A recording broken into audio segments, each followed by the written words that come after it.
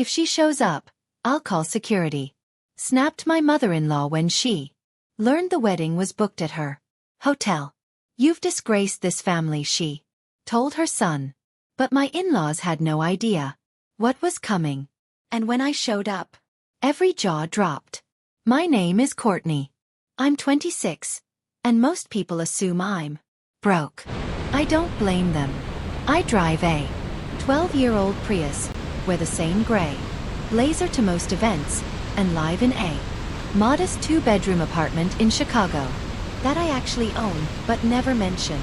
I don't flaunt wealth. I don't wear designer labels or post pictures from private islands. I pack lunch in recycled containers and say, I'll pass when friends splurge on overpriced cocktails. And that's by design. I was raised to blend in deliberately. My parents come from old, quiet money. Think investment funds, generational equity, real estate, portfolios that span continents. But my father always said, real wealth doesn't shout.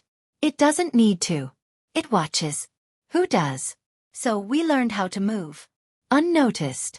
My sisters and I went to public schools despite having trust funds. We shared a car. We took jobs, not allowances. While my classmates bragged about their spring breaks in the Bahamas, I volunteered at a local design firm just to learn how a commercial lease worked. By 24, I was managing a chain of boutique retail spaces across the city. I knew the name of every tenant and the condition of every ceiling vent. When my friends complained about rent, I silently collected their landlord's checks. Then I met Garrett. We were seniors in high school when we sat next to each other during the SATs. I was rereading the essay prompt when a blur ran past me toward a crying little boy in the hallway. Garrett was in a press jacket and polished shoes, but he dropped everything to help this kid find his mom. No show, no Instagram story, just kindness. That's what stuck. He asked for my number 3 days later. I said, yes. Over the next 8 years we dated. Through college, jobs, breakups, reconciliations, the whole cycle. He worked in development, eventually joining his parents' luxury hospitality company. I kept growing my business, adding new leases, new locations. But his parents, that's where things got complicated. Fiona and Curtis, they were the textbook version of legacy image. Country club memberships, lake house, a Range Rover for every mood. They talked about money the way people talk about the weather, casually but always with the expectation that you shared their climate. When Garrett first brought me to dinner at their home in Wetka, I wore a simple navy sheath dress and ballet flats. Fiona greeted me like I was delivering food. Courtney, was it? Oh, how charming. Garrett mentioned you were in retail. I manage commercial leasing, mostly downtown boutiques, I replied. Fiona smiled in that thin, fixed way women do when they've already made up their mind. How industrious of you, Curtis. Isn't that adorable? Curtis just nodded and offered me wine, then turned back to the fireplace. The rest of the evening was filled with veiled comments. Fiona asked if my parents did anything creative or if I was the first professional in the family. I bit my tongue so hard it hurt. On the drive back, Garrett apologized. She does this with everyone. Don't take it personally. I stared out the window and said nothing. But I did take it personally. Over time, the digs became sharper. That handbag is so unique. Is it vintage or just loved? You make affordable look elevated. You really do. I admire how you manage without, well, you know. And every time I visited, Fiona made sure to mention someone else more appropriate. For Garrett, the daughter of an ambassador, a former Miss Illinois, a girl whose family owned vineyards. She once even said over brunch loud enough for the server to hear. Courtney. Reminds me of the staff at our Aspen Lodge. So attentive, so grounded. Excused myself to the restroom. Garrett. Followed 5 minutes later, looking helpless. Say the word, he whispered. We don't have to keep coming here. Wanted to say the word, but I didn't. Because deep down part of me wanted to. See how far they'd go, what they'd say. When they finally saw who I really was. By year 5 I got the invite. Fiona and Curtis were throwing a formal garden dinner. Investors, business partners, the board, select family. Garrett insisted I come. It's not a trap, he promised. I want people to see you. So, I went. I wore black, sleek, elegant, under the radar. I styled my hair. Simply, wore minimal makeup, and carried a small leather clutch I'd had since college. Fiona looked me over from head to toe. Oh, you're early. Lovely. Garrett, sweetheart, make sure she's seated on the east side. That's where the shade is. The seating chart, it turned out, placed me between the florist and someone's ex-nanny. During dessert, Fiona leaned across the table. You've been with Garrett for years, haven't you? I hope you're not waiting for a proposal. I stared at her. Excuse me. It's just that some girls wait too long and then the better offers stop coming. And some families expect more than ambition. That night, I went home alone. We didn't officially break up, but I stepped back. I buried myself in work. I opened a third location. I cut off social events. I didn't answer Garrett's calls for 3 weeks. And then he showed up at my office. No driver, no tie, just him. Hands in his pockets, heart in his throat. I'm done playing nice, he said. I told them we're getting married. I don't care if they come. Only care that you say yes. I didn't answer right away. I took him for coffee. We walked along the lake. He talked about starting fresh. A wedding. With no drama, just us. Eventually I said yes. We booked a ceremony at one of the hotels owned by his family's chain. A sleek rooftop space, 80 guests. Neutral colors, elegant and private. Garrett said he'd handle everything. He didn't tell Fiona or Curtis. We sent the invites 3 weeks before the date. The first message came from Fiona. A single line text. Is this some kind of joke? Then a phone call. You think you can host a wedding in one of our hotels without so much as asking? You've humiliated this family. Garrett stood firm. You're invited. Or not. Your choice. If she sets foot on my property in a white dress, I'll have security escort her out. I watched him hang up. Then I took out my planner, flipped to the wedding date, and circled it with a red pen.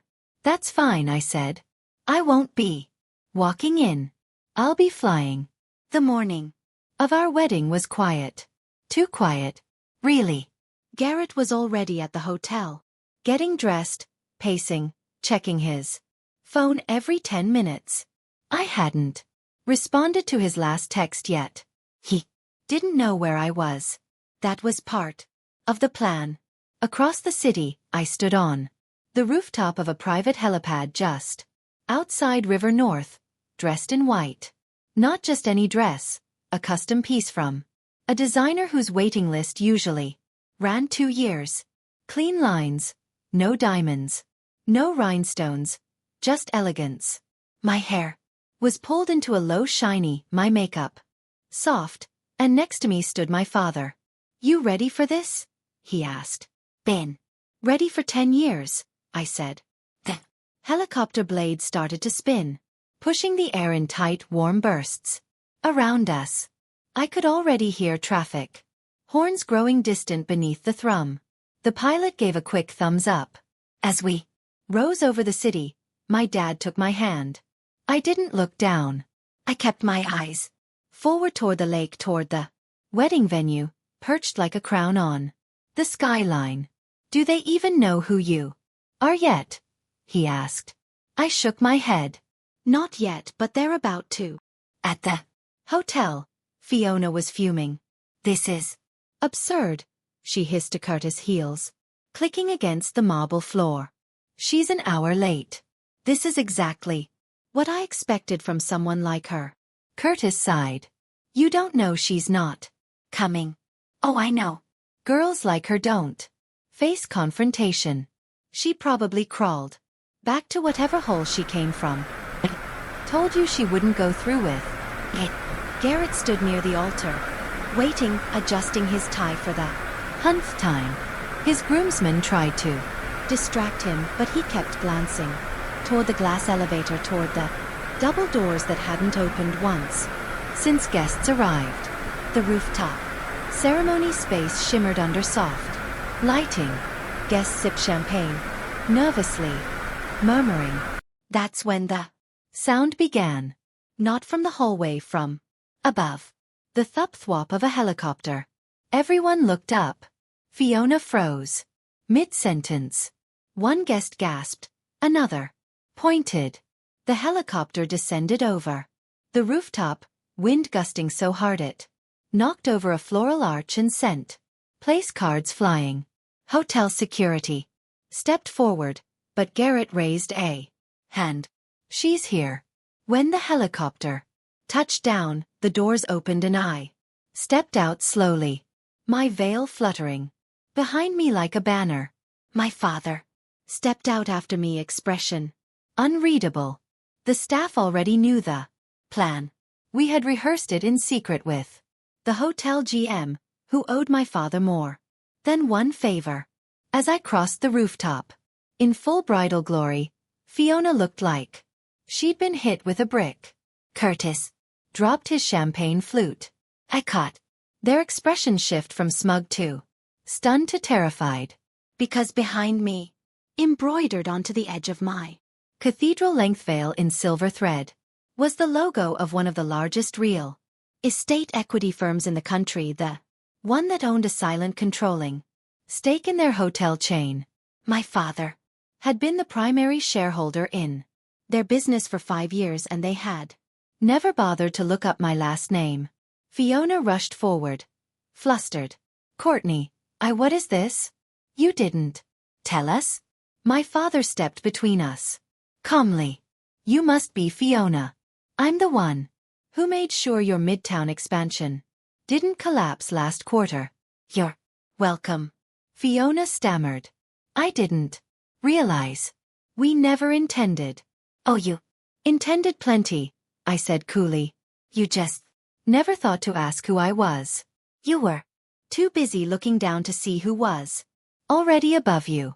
Curtis offered his hand to my father. This is an honor, sir.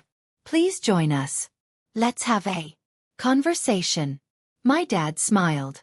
I'm not here for a conversation. I'm here to walk my daughter down the aisle. The ceremony began moments later. No delays. No objections. No more speeches from Fiona. As my father and I walked down the aisle, Garrett stood at the altar with tears in his eyes. He looked at me like I was the only person on that rooftop. I knew he'd always loved me, even before he knew what I came from. That was the point. When we reached the altar, my dad paused and leaned into Garrett. You were the only one who treated her right when you thought she had nothing. Don't forget that. Garrett nodded, eyes wet. We said our vows beneath the now restored arch. The wind had died down. The clouds shifted to soft golden light. For once, Fiona was silent. But I wasn't done. After we kissed before the recessional, I turned to the crowd. My voice was steady. To those who judged me, I forgive you, but let this be a reminder. Silence is not weakness. Simplicity is not poverty. And if I ever wanted your approval, I would have asked for it. The applause was hesitant then strong. Later that evening at the reception, Fiona approached me near the cake. Her smile was brittle. You certainly know how to make an entrance. Well, I said, sipping champagne. When someone tells you to stay off their property, you learn to fly over it. She laughed, but there was tension behind her eyes. I suppose I underestimated you. No, I said softly. You dismissed me. That's different. She blinked. I suppose we'll be seeing more of each other now. Yes, I said, but not on your terms. The morning after our wedding, I woke to the sound of emails pinging Garrett's phone like a broken alarm. He rolled over, groaned, then sat up slowly. Why is everyone on the board emailing me at 6 a.m.? I was already awake, curled on the sofa with a coffee and my laptop. I didn't look up. You should open the one marked urgent, I said calmly. The subject line has my father's name in it. He tapped through his screen, his face drained. What the hell? The email was short and clinical. A shareholder restructuring meeting had been called by majority vote to replace Fiona as the public F-facing figurehead of the Mace Group. The rationale: reputational damage and investor risk. Curtis would retain his board seat. Fiona would step down immediately from PR, public events, and strategic oversight. In her place, a new advisory chair was being created to be filled by someone with deep insight into discrete, long-term brand equity. That name mine. I never wanted revenge. Not really. What I wanted was acknowledgement and boundaries. But when a woman like Fiona spends years mocking, belittling, and degrading someone she assumes is beneath her, there's a point where silence becomes complicity. So I stopped being silent. 2 weeks before the wedding, I met with the board's executive committee, not as Garrett's fiancée, but as the daughter of the firm's largest investor. I came with spreadsheets, projections, clips of Fiona insulting me at events, recordings of her dismissing vendor contracts, and one especially damning voicemail where she called me a cheap social climber who got lucky. That was the turning point. Even Curtis didn't defend her after that. Back in the honeymoon suite, Garrett rubbed his temples. You planned this the whole time, didn't you? I closed my laptop. No, but I prepared for it. There's a difference. He laughed, half in awe, half in disbelief. Remind me never to get on your bad side. You won't, I said, because you already passed the test. Meant it. He was the only one who never treated me differently. Not when I wore knockoff boots. Not when I drove myself to dates. Not when I said nothing while his mother called me cute but underwhelming. He had no idea I came from more money than all of them combined. And he still chose me. That's why I chose him back. The fallout came fast. Fiona didn't show up to the first post-wedding board meeting, but her name was already missing from the new website header. The hotel press office issued a quiet statement about a leadership refresh. Garrett was promoted to vice president of community development, which conveniently included a directive to collaborate closely with Courtney in branding and long-term asset strategy. He asked me over dinner, "Was that your idea?" "No," I said. "That was your father's." "Apparently, he likes my ideas more than your mother's wine selection." Garrett choked on his risotto. It wasn't about humiliation. Not really. When Fiona finally reached out via formal email, of course, she didn't apologize. She requested a meeting. So I set one. In the very hotel where we were married. In the same rooftop lounge. When she arrived, she looked smaller somehow. No bright lipstick, no cashmere cape, just a white blouse and a muted expression. "Courtney," she said, "thank you for agreeing to see me. You didn't leave much room not to." She nodded. Saturday. Silence stretched between us, like fabric waiting to tear. Finally, she spoke. I misjudged you repeatedly. She swallowed. I still think Garrett should have told us who you were. That it would have changed things. And that's the problem, I said. Her lips tightened. So what now? We pretend none of it happened. You take your victory. Lap. I leaned back. This isn't a race, Fiona. And I don't want a medal. I want peace. I want respect.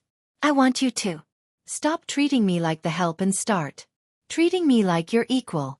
Or don't treat me at all. She blinked. Is that a threat? No, I said. It's a line, One Eye. Won't let you cross again. Then I stood. Enjoy the view. I paid to have the glass cleaned this morning, and I left her there with nothing left to say. Weeks passed. Garrett and I settled into a rhythm that finally felt ours. No whispered judgments, no second guessing. Guest lists, just breath.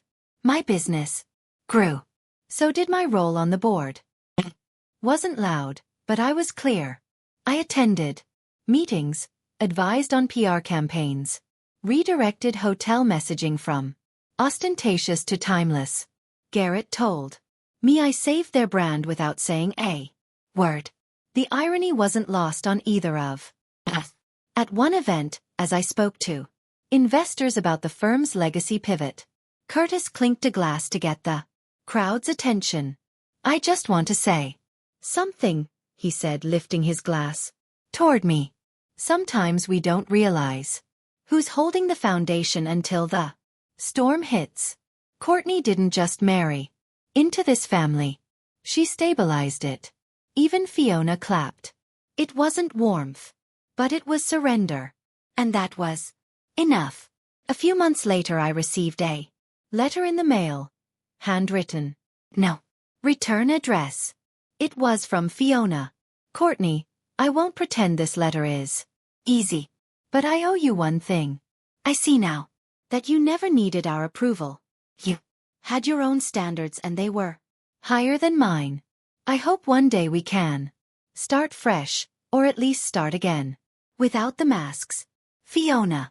I folded it, slid it into my desk drawer, and smiled. Maybe we'd start again. Maybe we wouldn't. Either way, I had already won.